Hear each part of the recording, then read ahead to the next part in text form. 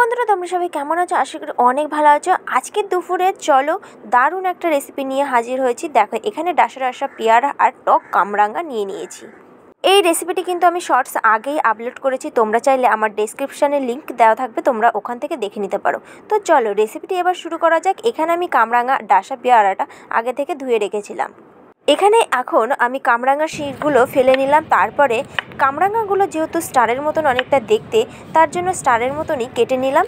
দেখো, এখানে আমি আর খুব বেশি মাঝ বরাবর কাটবো না, কারণ কি স্টার দেখতে খুবই ভালো লাগে।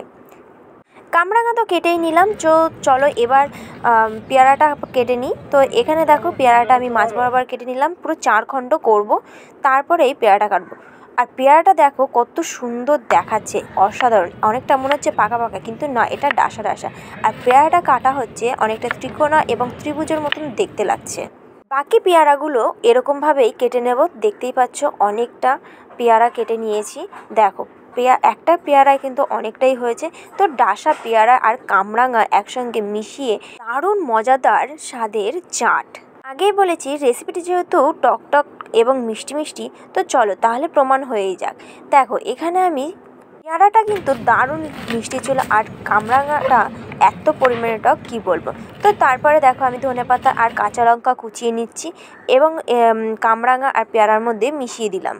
এরপরে নিয়ে নিয়েছি চাট মশলা। তোমরা এখানে চাইলে এমনি চাট মশলা কিনেও নিতে পারো বা ঘরে তৈরিও করতে পারো। এরপরে দিয়ে দিচ্ছি কাসুন্দি। চাট বলতে যে কোনো চাটে যদি কাসুন্দি দেওয়া হয়, চাটের স্বাদটা একদম পরিবর্তন হয়ে যায়। তারপর নিয়ে নিয়েছি এখানে বিট লবণ। দেখো, এরপরে সব কিছু একসঙ্গে মিশিয়ে নিচ্ছি। এভাবে মেশানো হচ্ছিল না বলে আমি হাত দিয়ে আবারও ভালো করে মিশিয়ে নিচ্ছি। এই চাটের রেসিপিটি দেখে তোমাদের কার কার জিভে জল আসছে অবশ্যই কিন্তু কমেন্ট করো। দেখেই বুঝতে পারছো যে এটা কতটা সুন্দর লাগছে। আর স্টারগুলো দেখো কত সুন্দরই না। আর আজকের এই পেয়ারা আর কামরাঙা চাটটা তোমাদের কাছে কেমন লাগলো অবশ্যই কিন্তু কমেন্ট করো। এটা অনেকটা দোকানের মতন হয়েছে। তোমরা বাড়িতে যদি একবার হলেও ট্রাই করো তাহলে বুঝতেই পারবে এর স্বাদটা কেমন হবে। তো যে করবে এরকমভাবে মাখিয়ে খাবে, অবশ্যই কিন্তু আমাকে কমেন্ট করো। আর কারা কারা খেয়েছো তাও অবশ্যই কমেন্ট করো।